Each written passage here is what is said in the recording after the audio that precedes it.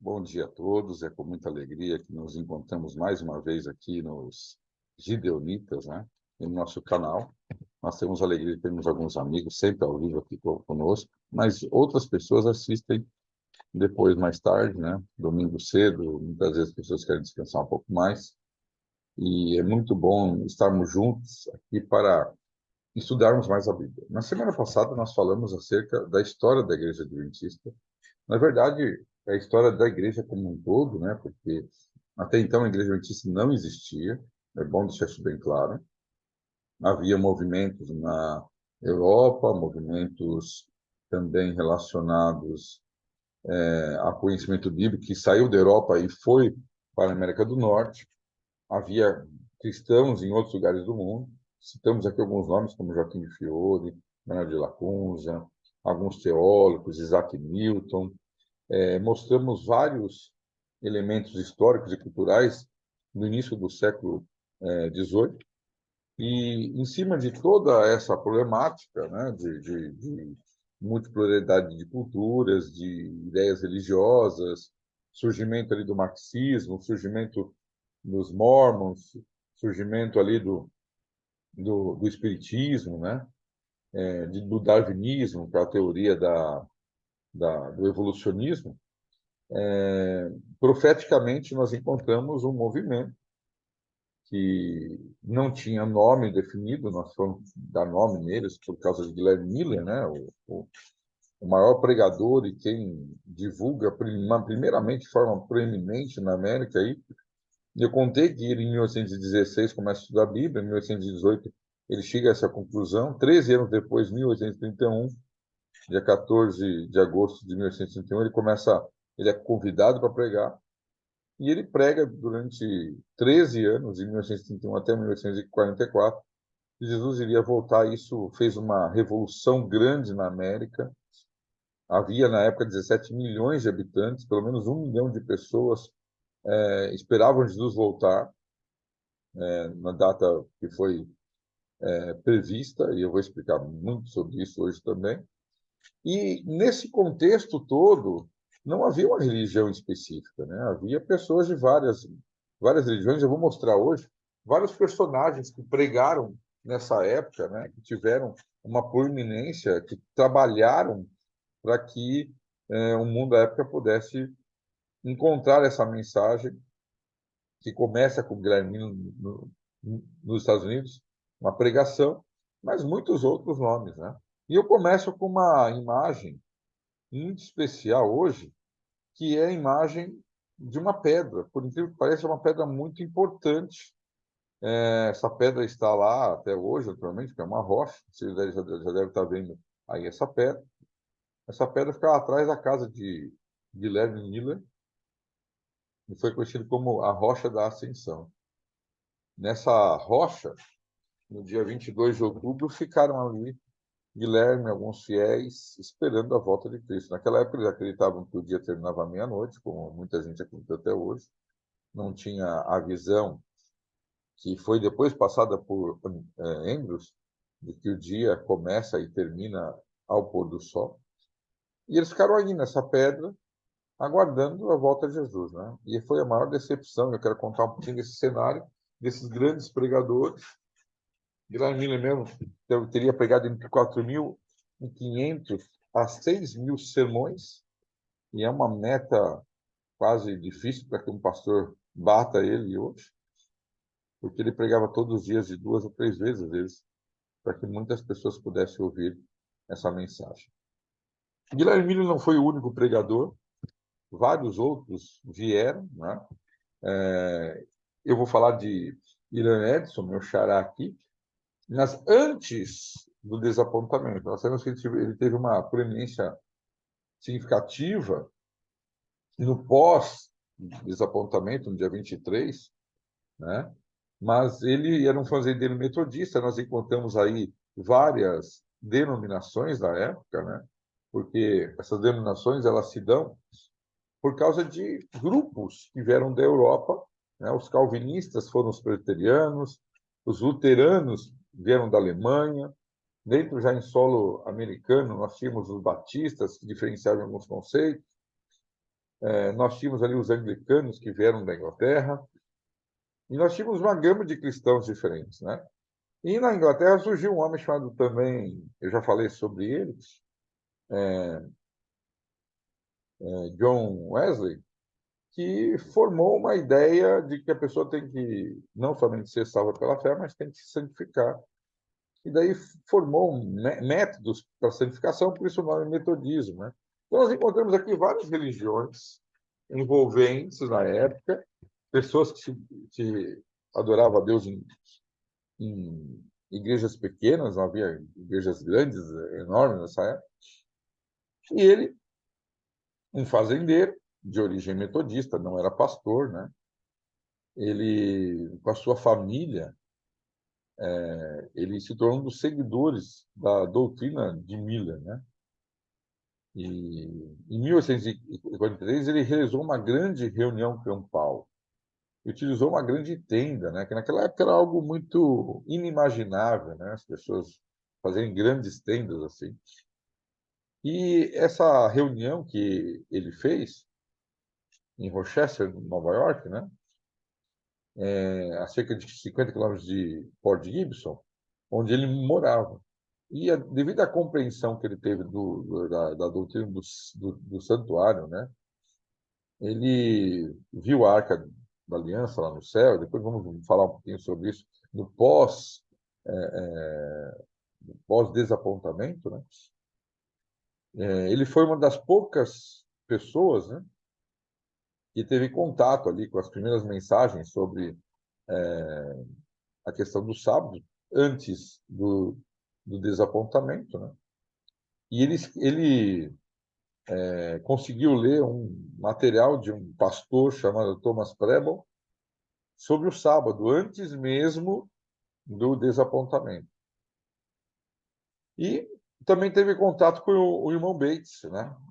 Sobre a doutrina do sábado. Então, na verdade, ele foi importante no momento antes, pré-desapontamento, pela disposição dele de divulgar a mensagem millerita através dessa grande tenda, né? Que foi um marco muito especial aí na vida do millerismo, bem próximo ali à volta de Cristo. Mas depois nós vamos voltar a falar desse personagem que é muito importante na história da igreja pela doutrina do santuário, que é uma doutrina distintiva da nossa igreja.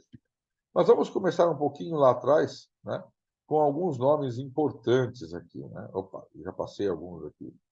Vamos lá. Primeiro que eu quero falar é José Himes, né? Aí embaixo está o nome completo dele, Joshua Waldheim Himes. Ele era um pastor batista. E ele era um entusiasta da mensagem de Miller, né? Eu não sei quantos assistiram aquele filme, e se não assistiram, assista, né? Como tudo começou.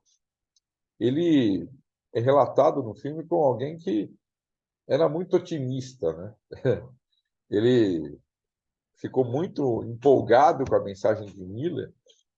Um dia ele ouve Miller pregando, e ele era um pastor que ele tinha uma igreja grande, né? Para a época, uma igreja muito grande em Boston, né? E ele, ao assistir Miller numa conferência, ele fica tão empolgado ali com a mensagem de Miller, de que Jesus ia voltar, que o momento ali, ele começa a despender todo o dinheiro que ele tinha. E ele chama Miller para pregar lá em Boston, já era distante para aquela época. Miller até olha para o convite, né? Dizendo assim, como que eu vou até lá, né? Como se fosse uma coisa muito distante, mas como Miller tinha no coração o desejo de servir a Deus, ele foi até lá, nessa igreja. E depois dessa visita que teve a visita de Miller na casa de Himes e na igreja de Himes, Himes ele começou a divulgar o trabalho de Miller através de postagens e levando Miller para pregar em vários lugares. E talvez seja um dos maiores entusiastas, né, da mensagem de Miller, da volta de Cristo, antes do desapontamento. E ele era tão otimista, ele acreditava tanto nessa mensagem, que até teve dificuldade depois do desapontamento. Ele acabou acreditando que Deus marcaria outras datas, né? Que ele devia marcar outras datas. Ele até se distancia depois do movimento pós-desapontamento, que no final vou falar sobre os grupos que se formaram, porque houve o desapontamento, né? Então, veja que tem uma frase aí que ele desempenhou um papel crucial na divulgação dos ensinos de Miller. Ele acreditava muito na breve volta de Cristo. E uma das maiores contribuições dele, né, foram as postagens do Signs of the Times, né, que traduzindo os sinais dos tempos, né, e de Adventista Heraldo, o Arauto do Advento, que eram jornais que eram circulados, e ele pagava esses jornais. Ele usou praticamente todos os recursos que ele tinha, porque ele acreditava nessa mensagem. Hymes, ele era de uma personalidade muito forte, no sentido de empreendedor, e ele se tornou um entusiasta muito poderoso nessa pregação. Infelizmente, depois ele acabou não se desvirtuando da fé em Deus, mas perdendo o foco e continuou marcando datas, né? Um outro nome muito especial, que não podemos deixar de falar, era Josias Litt. Josias Litt, ele, num começo, num primeiro momento, ele não tinha interesse nas mensagens de Miller. Ele foi até um perseguidor de Miller. Ele pregava na sua igreja que a mensagem de Miller era uma mensagem mentirosa. Mas, com o passar do tempo, ele acabou se tornando um millerita também. Só que, em 1838, estudando a Bíblia, ele descobriu que haveria uma profecia para se cumprir, que era sobre as trombetas, né? E ele prega isso no meio do povo milerita, e até mesmo o material que é publicado em nome do milerismo dizia que a quinta trombeta iria se cumprir no dia 11 de agosto de 1840. Eu não vou explicar aqui detalhadamente a quinta trombeta, porque eu teria que explicar as outras para que fizesse sentido, mas, na verdade, cada trombeta representou uma advertência de Deus ao mundo. E entre as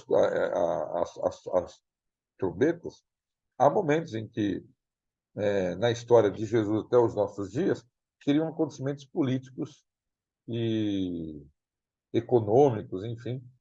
E uma delas é que o Império Turco Otomano iria cair, né? E isso acontece. E ele diz o dia, o mês e ano que iria acontecer isso. E foi no dia 11 de agosto de 1840, mas ele disse isso em 1838. E ele fez o cálculo de 150 anos, relacionados aos 150 dias da profecia, e se cumpriu de maneira exemplar. Isso fez com que, num primeiro momento, os mileritas ficassem com medo. E se essa profecia não se cumprir? E se essa ideia que ele está pregando não for verdade? E aqueles que estavam com ele no começo, digamos assim, não acreditando na pregação de Miller, acharam fantástico, porque se essa profecia não se cumprir, todo o milerismo vai por água abaixo, né?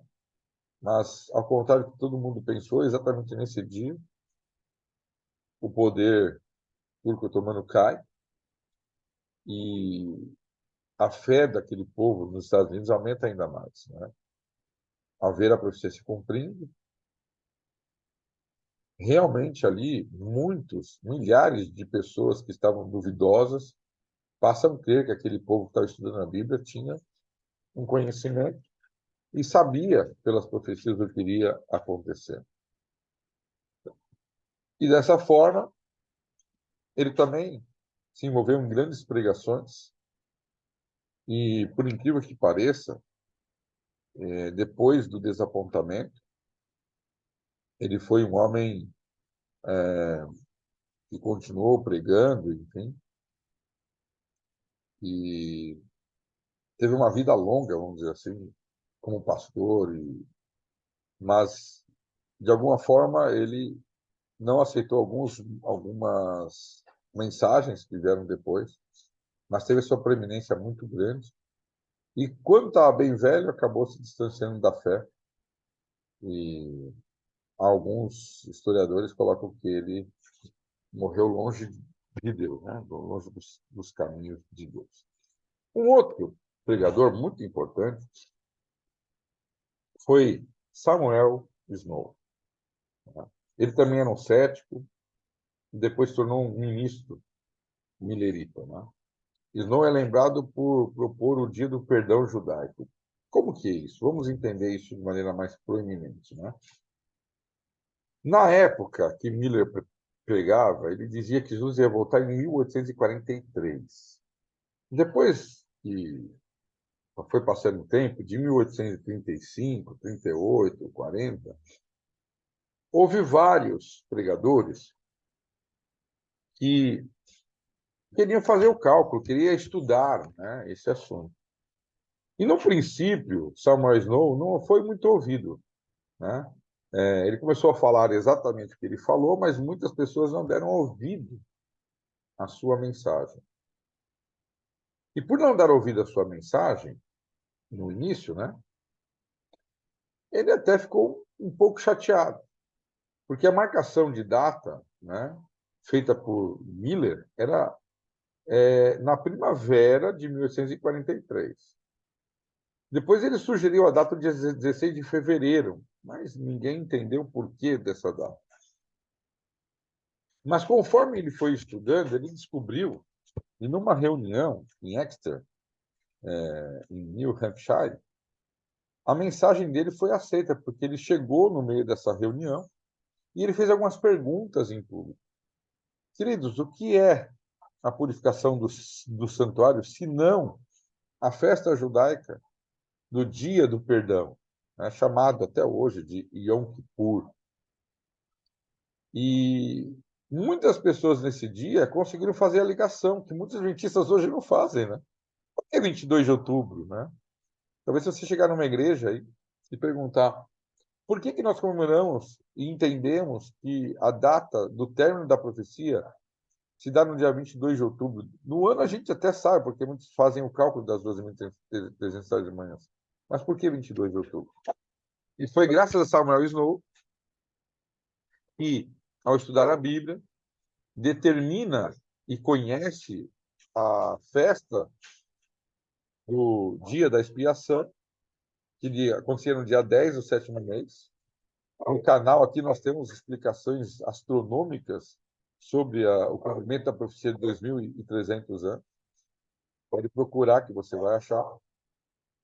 É até uma playlist que nós temos aqui no nosso canal. E foi graças a Samuel Snow que essa mensagem ela é divulgada. E essa mensagem ser divulgada antes, nesse acampamento, essa mensagem se torna aceita por muitas pessoas, mas não aceita por Miller. Miller demora muito tempo para assimilar de que a mensagem do pastor Snow realmente tinha fundamento. Mas pouco antes, eu digo pouco antes, 2 meses antes, 3 meses antes, Miller aceita essa mensagem e trabalham todos unidos na data de que Jesus voltaria no dia 22 de outubro de 1844. Mas ele foi quem propôs esse dia e com muita precisão hoje, né? Naquela época isso era uma coisa difícil, né? Embora aqueles homens entendiam mais de astronomia do que a gente hoje. A gente praticamente não entende nada de astronomia porque não estudamos isso e hoje não somos treinados a isso. Naquela época eles eram treinados a isso. E dessa forma, então, nós encontramos a marcação da data. Foi graças a Samuel Snow que essa data foi colocada e hoje nós temos precisão nela e entendemos. Né? Um outro pregador muito especial, e esse até tem uma nota muito curiosa e triste, né? Foi Carlos Fitt. Carlos Fichte, ele foi um pastor congregacionalista que aceitou a mensagem de Miller e ele sai a pregar em muitos lugares. E ele foi batizando pessoas ao longo desses últimos 3 anos, especialmente. Ele se tornou um grande anunciador do Evangelho de Miller, da pregação de que Jesus ia voltar. E ele acabou ficando muito doente com tuberculose, uma doença que hoje é facilmente contornável. E exatamente numa segunda-feira, no dia 14 de outubro, uma semana antes do desapontamento, naquela época todo mundo acreditava que Jesus voltaria no dia 22, ou seja, 8 dias antes, né? Ele tem, pela sua doença, o seu falecimento, e ao falecer, ele tinha 2 filhos. É uma história muito triste, né? Porque a sua esposa, Sarah Fitch, diz assim para os filhos que eram pequenos, né? No velório do pai: não vamos chorar. Na semana que vem, nós veremos papai. E, infelizmente, a esperança daquela família, né, de ver Jesus voltando, e o pastor Carlos Fitch ressuscitando entre aqueles que irão ressuscitar na nossa doce esperança da volta de Cristo, que em breve irá acontecer, isso não aconteceu. Eu fico imaginando a tristeza, né? A angústia, depois de uma semana de grande esperança, a realidade de uma mãe ter que explicar para os filhos o que aconteceu. Infelizmente, estamos aqui nesse mundo e enquanto Jesus não voltar, essas coisas irão acontecer, né? Iremos ficar tristes por pessoas que nós amamos, que nos deixaram. Mas Carlos Fitt foi um grande pregador. Deu a sua vida, sem dúvida nenhuma, para que milhares de pessoas pudessem aceitar a Jesus, né? Isso, muito especialmente, nós temos aqui. Um outro pastor muito conhecido na história da Igreja Adventista, e eu digo Igreja Adventista porque ainda não é a história da Igreja Adventista, é a história do surgimento de um movimento lá nos Estados Unidos, que culmina entre as suas divisões com um povo que continua estudando a Bíblia.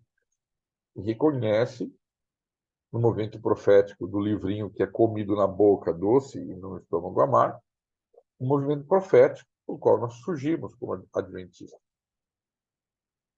E nós encontramos, então, Frederick Wheeler. Né? Frederick Wheeler era um pastor que estava pregando na sua igreja, uma igreja pequena, e ele pregava sobre os mandamentos de Deus, não somente sobre a questão da volta de Cristo, né? E dentro dessa igreja, um dia, ainda em março de 1844, antes, porém, do desapontamento, um pastor pregando num domingo, durante uma ceia, né, de irmãos que eram cristãos na igreja dele, o pastor afirmou que deveriam guardar a comunhão com Cristo e guardar os mandamentos. E quando ele chega explicando mandamento por mandamento, quando chega no quarto mandamento, ele fala que deveriam guardar o domingo. E a irmã Raquel Watts, depois chamada de Preston, por causa de um segundo casamento que ela teve, a irmã Preston, ela fica indignada com isso, porque ela era batista do sétimo dia. A primeira igreja a resgatar pós movimento da reforma, a verdade do sábado, foram os batistas do sétimo dia. E ela, então, educadamente, ela chega no pastor Frederick Wheeler e diz: meu querido, o senhor falou sobre a guarda dos mandamentos, mas eu estou lendo na minha Bíblia que é sobre o sábado e não sobre o domingo. E a partir dessa data, 16 de março de 1844, o pastor Frederick Wheeler aceita a mensagem do sábado através dessa mulher, que era uma irmã batista do sétimo dia, que estava frequentando a igreja ali. E o pastor Frederico Willer prega na sua igreja, na sua congregação, e a igreja toda se converte. Toda a igreja aceita a mensagem do sábado. E quando ele aceita a mensagem do sábado, eu vou mostrar para vocês aqui a igreja, né? Essa igreja, que o pastor Frederico Willer. E é interessante que nos Estados Unidos, tudo que é histórico, que aconteceu, eles guardam, né? Eles fazem uma reforma, tentam manter a questão original. E esta era a igreja original, essa é a imagem da igreja, do pastor Frederico Willer, né? O qual a irmã Raquel Watts, no final, indaga a ele sobre o sábado. E ele então prega e todo mundo se converte. Não obstante, né, nós temos aqui a figura do Thomas Preble, né, que logo depois do desapontamento, né, ele recebe a mensagem de Willer, né, sobre o sábado, e quando o pastor Willer prega para Thomas Preble, ele começa a escrever, né, uma revista chamada The Hope of Israel, que é a Esperança de Israel, traduzido em português. Ele começa a estudar sobre o sábado, ele começa a pregar sobre o sábado, junto com o pastor Frederico Willer, e um homem ouve falar sobre uma igreja que estava guardando o sábado. E esse homem que ouve falar sobre essa igreja que estava guardando o sábado, 300 quilômetros distante dali, decide viajar apenas para conhecer essa menção. Seu nome era Capitão Joseph Bates. Então, Joseph Bates viaja, porque ele é um homem sincero, ele é um capitão de navio, para ouvir e conhecer a igreja do pastor Frederico Willer e as publicações de Thomas Preble. Né? E ele começa, então, a entender sobre o salmo. E o capitão José Bates, eu vou contar algumas histórias dele aqui, para vocês entenderem quem era Bates. Talvez um dos mais importantes pioneiros da nossa igreja. Eu coloquei umas palavrinhas aí para não esquecer das histórias. Né? São muitas histórias sobre Bates. Ele era capitão. Ele era um jovem que gostava do mar. Ele queria muito ser um marinheiro. Então ele começa trabalhando num navio, ainda que seus pais não quisessem que ele fizesse esse trabalho. E um dia se foi fazer um trabalho dentro do navio onde ele estava. E havia uma superstição de que quando um tubarão acompanhasse um navio, algum homem cairia ao mar e seria comido por um tubarão. Não obstante, toda a tripulação viu um tubarão seguindo o barco. E Bates, curiosamente, sim, gancha numa corda lá e cai dentro do mar. Ele cai dentro do mar e todos os marinheiros disseram que vai ser o fim de Bates. E até mesmo ele acreditou nisso. Porque era uma crença, uma superstição. Naquela época eles eram muito fortes, até hoje, né? Muita gente que não conhece a Deus tem superstições aí. E superstições não são coisas de Deus, né? Mas alguém lançou uma boia para eles, ele se salvou, não foi comido pelo tubarão. Isso me impressionou muito aí. Ele continuou crescendo lá como um militar da Marinha Americana, até que se tornou um grande capitão. E quando ele se torna um grande capitão, ele começa a aprender sobre princípios dados por Deus a ele de temperança cristã. Naquela época, todos os homens fumavam, bebiam, né?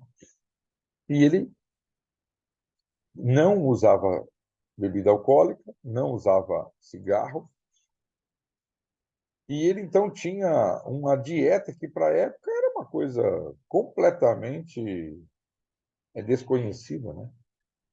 Ele para de se alimentar de carne, ele começa a se alimentar de frutas, verduras, e ele começa a ensinar os tripulantes do seu navio, para onde ele ia, a se alimentarem de forma correta e não deixar ninguém beber dentro do navio. A tripulação que ele comandava não podia fazer uso de bebida alcoólica. Não poderiam contar piadas também desagradáveis, onde pudesse ofender alguém. Não podia chamar as pessoas por apelido. E você parece que Mendes aqui era um ditador, era uma pessoa, vamos dizer assim, que as pessoas não gostavam dele, mas muito pelo contrário. Foram normas que ele colocou dentro do navio que fizeram dele um grande capitão. E que ele é conhecido na história como um capitão que tinha todos os seus tripulantes na ponta da sua mão, com respeito muito acima do normal. E ele foi o primeiro do movimento milerita a se preocupar com a saúde, né? E aí eu já contei que ele foi fazer uma viagem depois de aposentado, ele tinha se aposentado, homem muito sincero, e ele vai fazer uma viagem para conhecer a igreja de Frederico William, 300 quilômetros. Eu não sei como que ele foi, mas 300 quilômetros naquela época não era fácil, né? E agora ele começa a ser um dos pregadores ali junto, ele começa a ajudar, a providenciar material, né? Para que as pessoas pudessem conhecer as mensagens de Deus.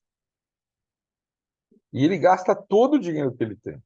Ele acreditou que Jesus iria voltar, né? E ele começa a publicar panfletos sobre o sábado também, depois do desapontamento.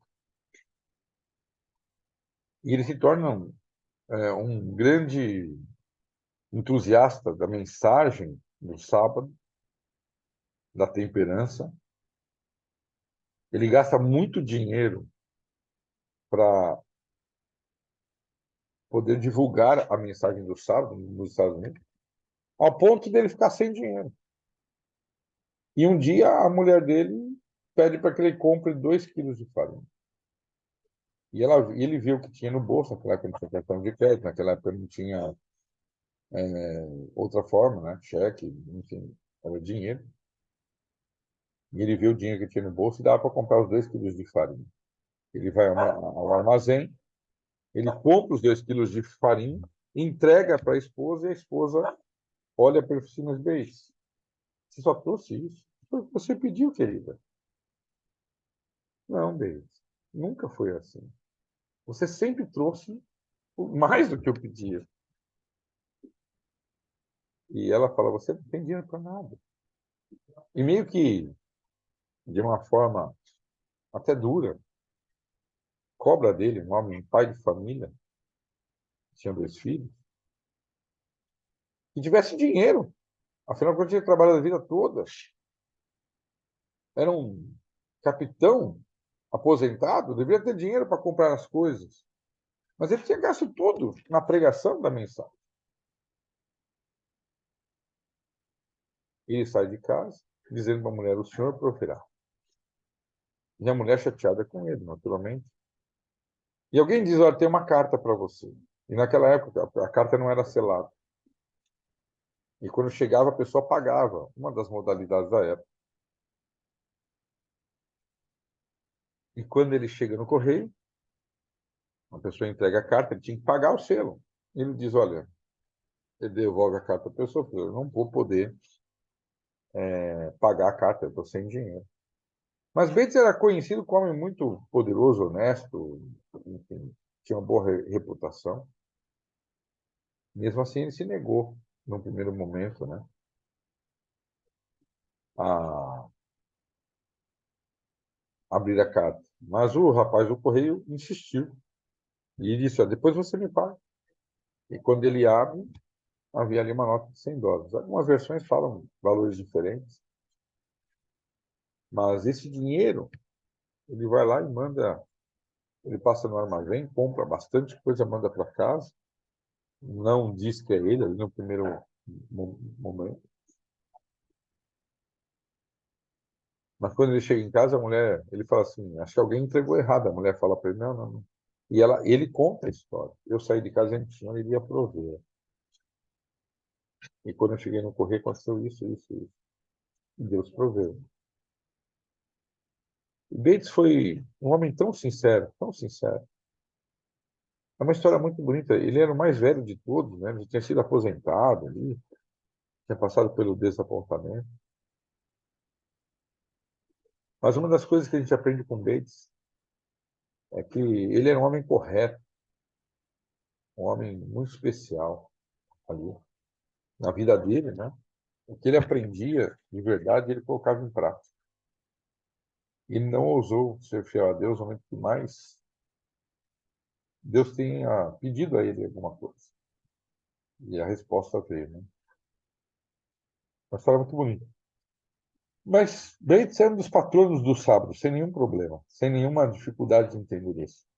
Aí Deus chega para ele e fala assim: Bates, eu quero que você vá a uma cidade pregar sobre essa mensagem. Mas antes dele chegar nessa cidade, onde ele morava, em Haverhill, nos Estados Unidos, ele vai atravessar uma ponte. Essa ponte já nem existe mais. E quando ele vai atravessar a ponte, um homem muito conhecido da cidade pergunta: E aí, Capitão Bates, quais são as novas? E ele responde: As novas é que o sábado é o dia do Senhor. Essa família toda quer saber sobre o assunto, ele prega sobre essa família e ela se converte sobre o sábado. Depois ele vai para Battle Creek, e quando chega em Battle Creek, 1.500 quilômetros de distância, uma viagem ainda maior. Chegando lá, ele se muda para essa cidade. E quando ele se muda para Battle Creek, ele tem uma ideia. Eu vou no correio perguntar qual é o homem mais honesto da cidade. Porque se for assim a verdade, que ele é tão honesto, ele vai ouvir o que eu tenho para falar. Quando chegar no correio, disseram para ele que o homem mais honesto da cidade chama-se David Hewitt. E, de fato, ele foi à casa do Sr. Hewitt, pediu para entrar, estavam tomando café da manhã ali, e ele fala sobre a mensagem do sábado, e prontamente David Hewitt, ele aceita essa mensagem. E depois, futuramente, David Hewitt seria aquele que daria o nome da igreja, surgiria uma reunião em 1863, e formaria um nome para essa igreja. E é ele que dá a sugestão, que foi aceita, que era a Igreja Adventista do Sétimo Dia. Mas isso 20 anos mais tarde seria, né, esse assunto. E ele foi lá pregar sobre a doutrina do sábado, e quando ele chega lá, ele encontra um jovem chamado James, ou Tiago. James é o nome americano, Tiago é o nome português, assim como William e Guilherme, né? Se você olhar Guilherme ou William é a mesma pessoa. Ele era um professor de escola, depois se tornou um pastor, e ele ficou impressionado com a doutrina de Miller. Ele começa a pregar junto às doutrinas de Miller, e ele se muda depois para Battle Creek e encontra o pastor Bates lá, o irmão Bates, né? Bates não era pastor, e outros pregadores. E passa por aquele momento do millerismo ali. Mas Tiago White, ele se torna o pai das publicações da igreja, porque eu vou até falar uma coisa aqui que muita gente às vezes não sabe, mas por várias vezes Tiago White fez dívidas, para que ele pudesse pregar e fazer os panfletos para a pregação do evangelho. Dívidas que depois foram pagas, não deu calote ninguém, mas ele era uma pessoa muito ousada, né? Ele escreveu um panfleto como A Verdade Presente, um dos primeiros mais usados ali na época pós-desapontamento. Revine Herald, que Arauto, revista e Arauto, né? Seria a tradução.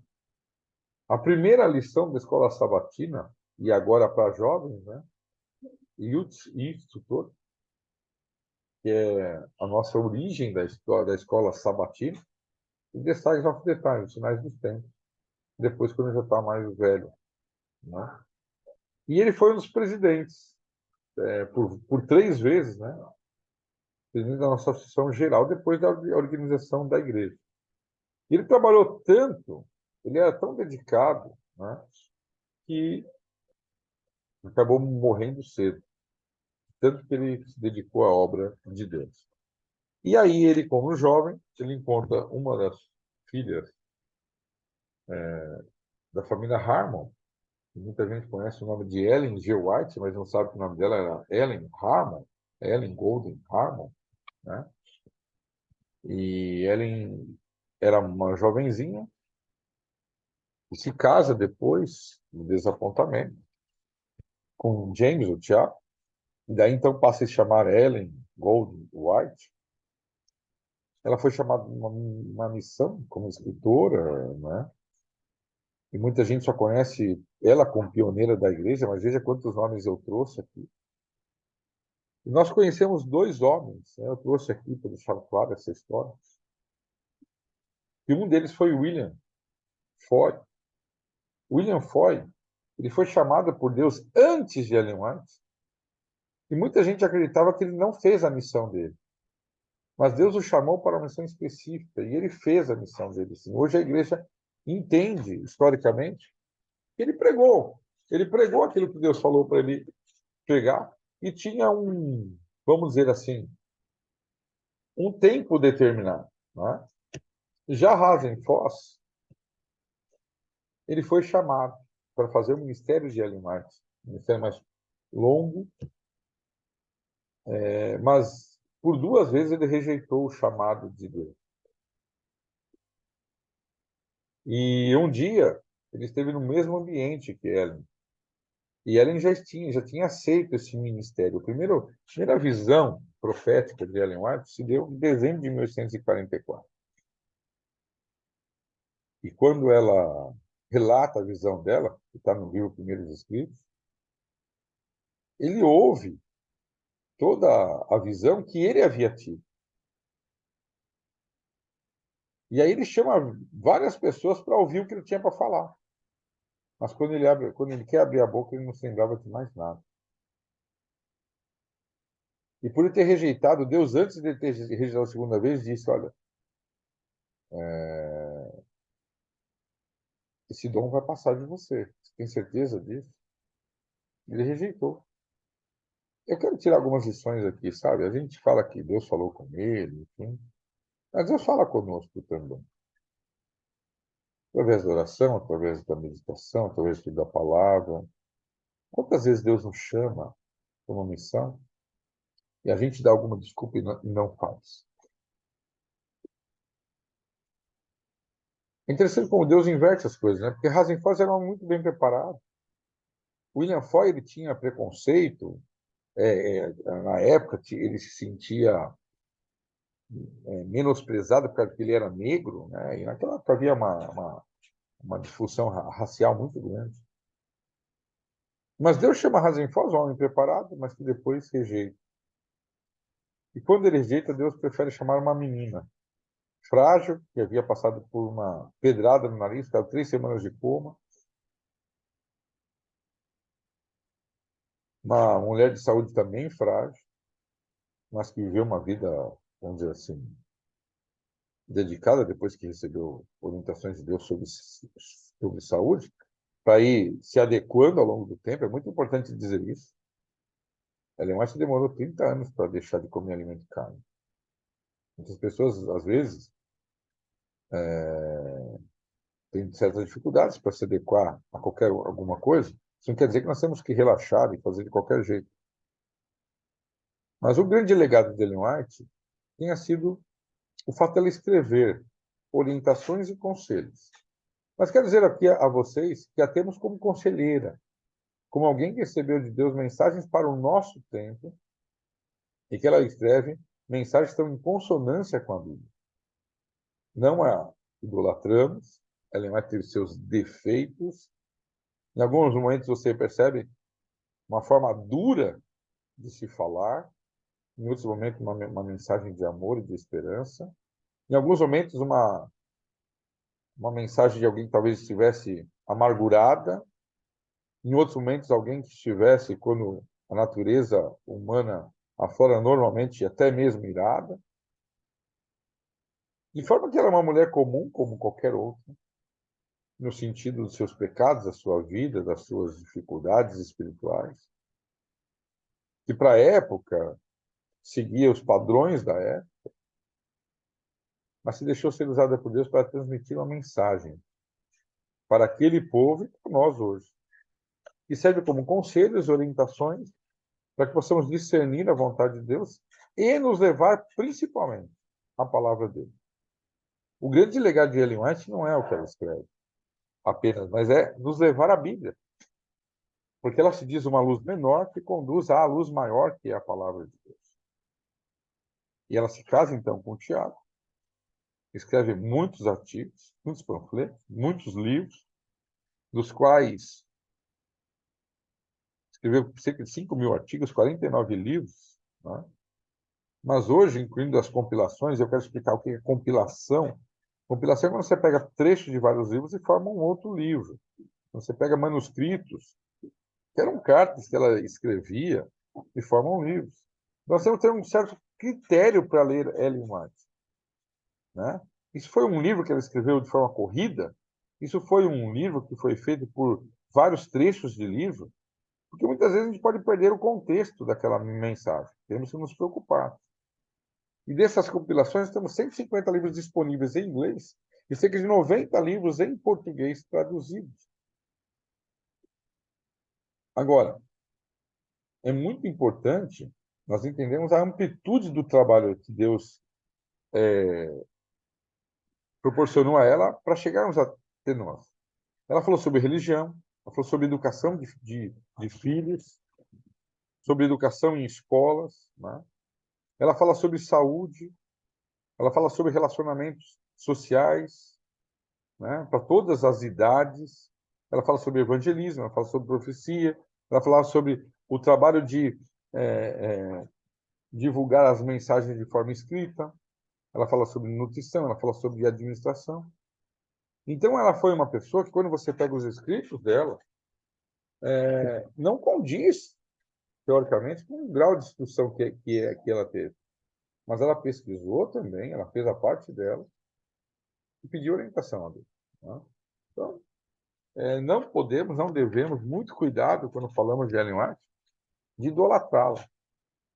Infelizmente, alguns de nós fazem isso, não precisamos, né? Era uma pessoa comum, mas que Deus usou, assim como eu e você somos pessoas comuns e Deus usa. Aliás, Deus usou na história pessoas totalmente, digamos assim, despreparadas. Moisés era gago, Davi era adúltero, Rabi era uma prostituta, Pedro tinha um caráter tempestuoso, o João era chamado filho do trovão, o apóstolo Paulo era um perseguidor. Quantas coisas nós encontramos na Bíblia, né? Quando você sentir-se fraco, incapaz, sem poder, e você for a Jesus, ele vai te dar tudo o que você precisa para a terminação da obra. Muitas vezes você olha para dentro de você e diz assim: o que eu posso fazer? Quem sou eu para fazer alguma coisa? O idoso fala: eu já estou velho. O jovem fala assim: eu não tenho experiência. A criança fala: eu sou uma criança. Mas Deus pode usar você. Deus pode usar você da mesma forma como usou Ellen White. Afinal de contas, todos aqueles que estão envolvidos com a palavra de Deus são profetas. O profeta é aquele que revela a profecia de Deus. Não apenas porque vai trazer algo novo, não. Quando você fala de Jesus para alguém, você está sendo um profeta. E eu gosto muito de entender como um dos maiores livros dela, né, foi escrito. Ela estava num funeral e, na verdade, ela foi para lá no final de semana com seu marido, que seu marido ia fazer um final de semana pregando lá, numa igreja, numa cidade chamada Bowling Green. E quando ela estavam lá, uma criança faleceu. O pastor Tiago foi fazer o funeral, falar. Ela teve então o começo da visão do grande conflito. E quando ela estava voltando para casa, conversando com o Tiago sobre a visão que ela tinha tido no funeral, parece tão esquisito isso. No trem ela falou com o marido, né? Que ela ia, a primeira coisa que ela ia fazer quando chegasse em casa era escrever a visão que ela teve. No entanto, quando ela chegou em casa, ela ficou doente. Ela, na verdade, nem passou em casa, ela passou num casal que era amigo deles, antes disso, ficou um tempo lá. Ela tentou escrever, não conseguiu. Depois ela vai para casa e lá ela começa a escrever a primeira parte, vamos dizer assim, no primeiro momento, esse livro, que passou a se chamar Spiritual Gifts, que tinha 209 páginas.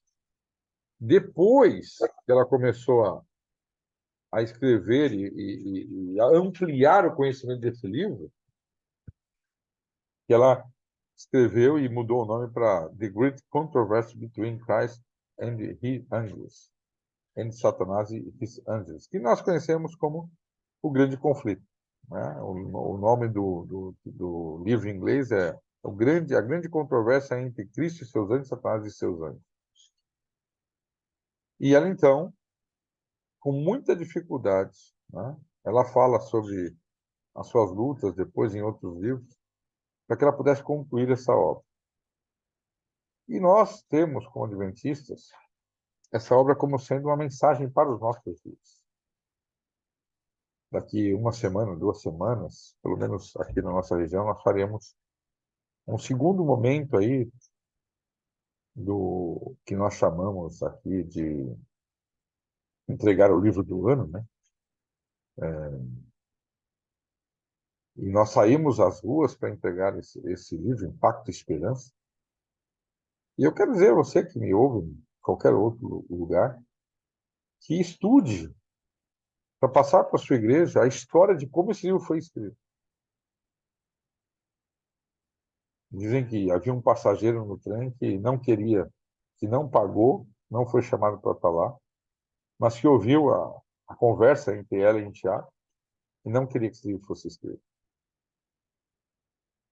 Mas Deus venceu. Assim como Deus vai vencer. Assim como Deus vence na minha e na sua vida.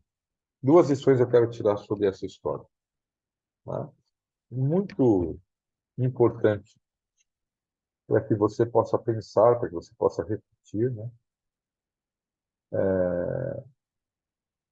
Mas antes eu quero ler esse texto. Muitos de nosso povo não reconhecem quão firmemente foram lançados os alicerces da nossa fé. Meu esposo, o pastor Zé Bates, o pastor Pierce, que eu não citei aqui, o pastor Irã Edson, que não estava escrito Irã, mas a gente sabe que era ele, e entre outros inteligentes, nobres e verdadeiros, achavam-se entre os que, expirado o tempo de 1844, buscavam a verdade como tesouros escondidos. Reunia-se com eles, estudávamos e orávamos fervorosamente. Muitas vezes ficávamos reunidos até alta noite, e às vezes a noite toda.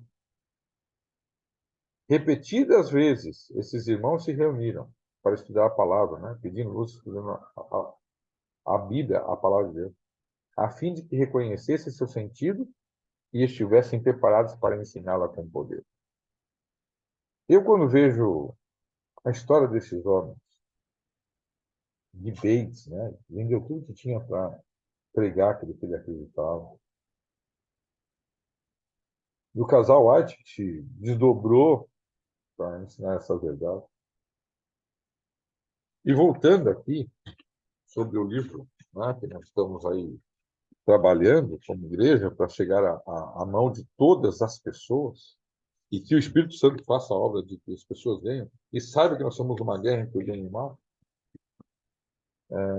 a lição que eu quero tirar é: temos uma grande mensagem e temos uma guerra. para expor essa mensagem. Mas Deus está chamando você. Não importa qual seja a sua condição. Você pode ser um instrumento das mãos de Deus.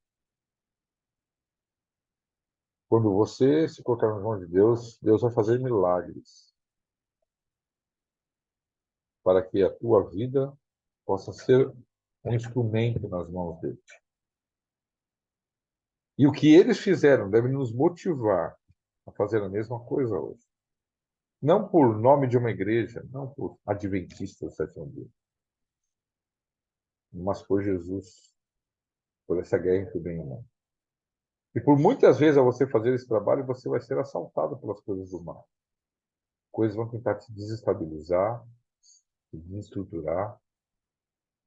Mas lembre-se, não há nada maior do que o poder de Deus. E a confiança e a fé devem motivar você. Da mesmo espírito que deu àqueles homens jovens naquela época, Deus também quer dar esse espírito a mim e a você. Eu tenho certeza de uma coisa. Essa obra vai terminar. Milhares de pessoas vão conhecer a verdade entre o bem e o mal. A pessoa de Cristo como o único e exclusivo Salvador. A mensagem que Jesus está voltando. E a advertência dos 3 anjos, que é a base da nossa fé. E eu e você fazemos parte dessa história. Eu me sinto honrado.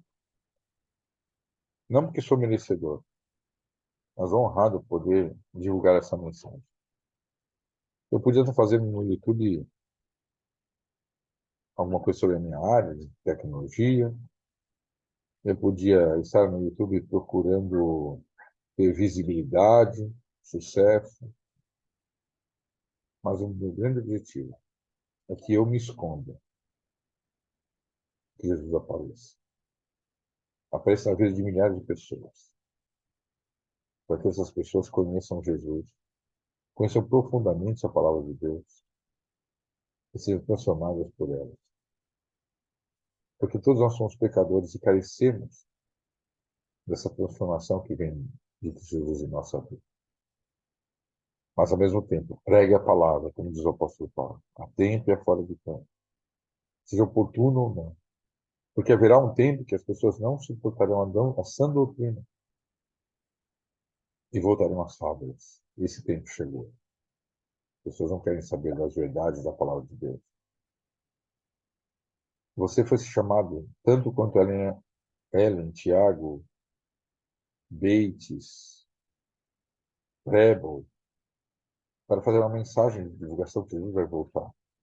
O texto bíblico diz: importa que profetizes outra vez. E acabado aquele tempo, houve muitas pessoas que desanimaram da fé. Não quiseram mais saber de nada de igreja. Se apostataram. Outras pessoas continuaram marcando datas para a volta de Jesus. E outras pessoas voltaram para suas igrejas, descrendo da mensagem que Jesus ia voltar. Mas muitos deles também se reuniram em oração para entender o que aconteceu.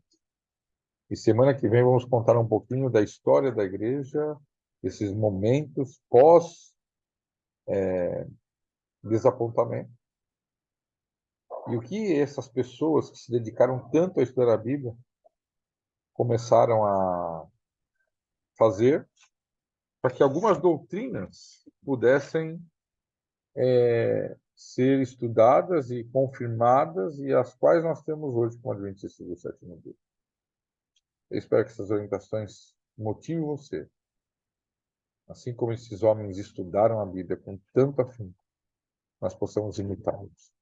Assim como esses homens dedicaram a sua vida tamanha,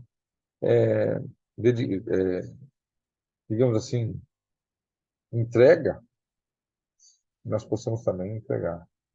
Porque a mensagem para aquela época era que Jesus estava voltando.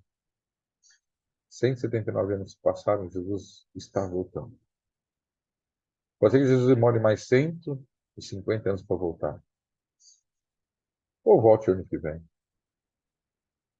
Mas para mim, Jesus será voltado quando eu não estiver mais vivendo aqui nesse mundo. Ninguém espera a volta de Jesus mais do que uma vida. E a mensagem é a mesma. Por que sou um adventista? Porque eu aguardo, anseio, desejo que Jesus volte o mais breve possível. E para isso, por misericórdia a todos aqueles que vivem nesse mundo, Deus nos deu uma missão. Ide, pregar o Evangelho, fazer discípulos, para que possamos concluir essa obra e Jesus logo possa voltar e acabar com o sofrimento de outras pessoas. Porque enquanto estiverem aqui nesse mundo, estarão sofrendo. Não é para que eu veja amanhã Jesus voltar, mas é para que milhares de pessoas tenham a vitória por meio de Jesus Cristo e a dor e o sofrimento cessem para sempre. E eu termino com o último parágrafo desse livro tão lindo, que é o grande conflito. O grande conflito terminou. O pecado de pecadores não mais existe. Todo o universo está purificado, desde o minúsculo átomo até o maior de todos os seres criados. Declara imperfeito e serena beleza que Deus ama. Essa é a mensagem. Um dia a história do mal vai acabar, mas enquanto não acaba, estamos nessa batalha.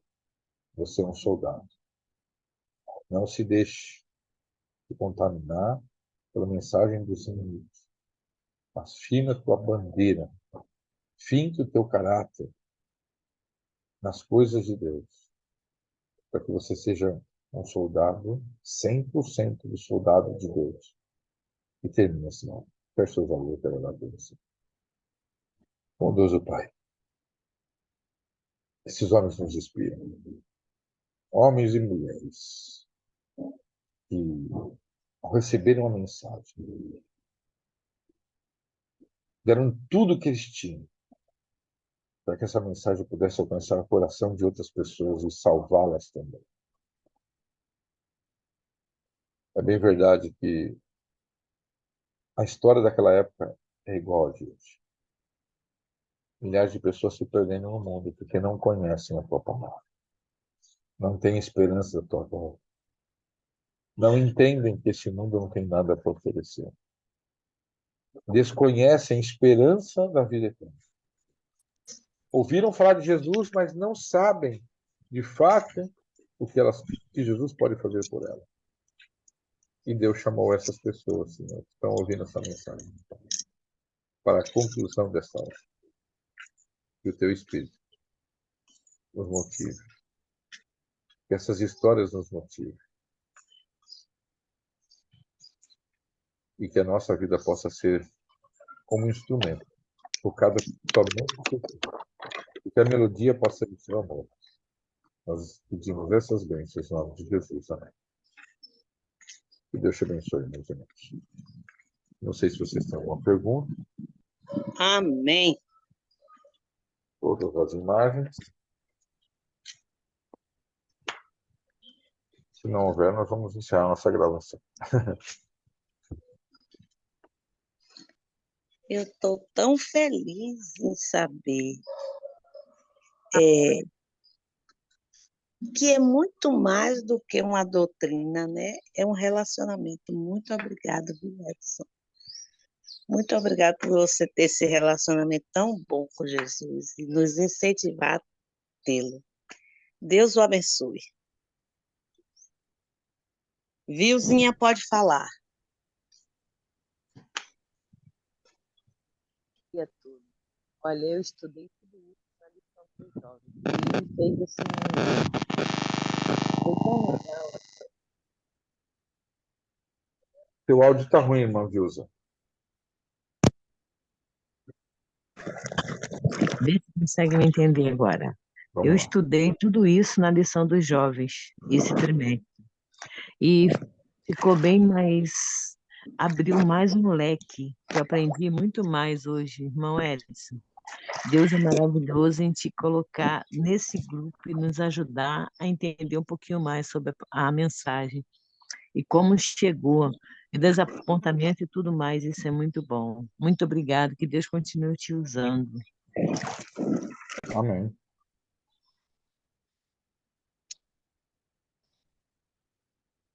Muito bem. Então, vou encerrar nossa... Bom dia, filho. Oi, mãe. Tudo bom? Tudo bem. Então tá bom. Nós estamos sendo muito perseguidos, como sempre fomos, mas ultimamente muito mais. Ontem eu entrei no YouTube e tem uma pessoa falando que Ellen G. White usou os livros dela através de plágios. Eu estou assistindo, eu tenho certeza que isso não aconteceu, mas ele está levando muitas pessoas a acreditarem nisso.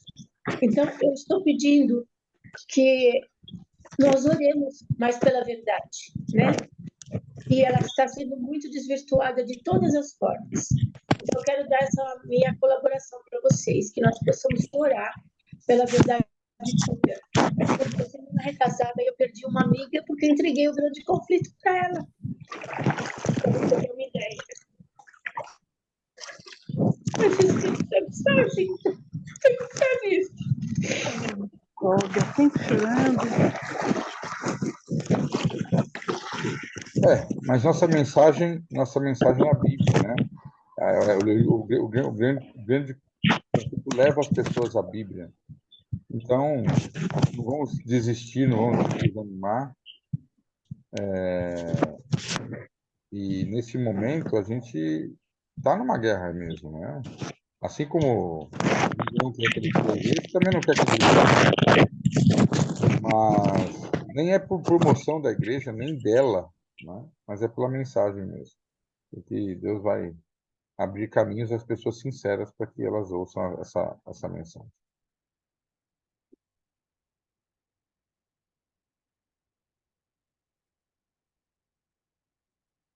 Muito bem, eu vou encerrar nossa gravação e depois vamos estar conversando aqui com os nossos irmãos gideonitas. Mas é uma história bonita em que nós entendemos o quanto Deus dirige a vida daquelas pessoas que se colocam nas mãos de Deus. E Deus vai dirigir a sua vida também. Que Deus abençoe a todos.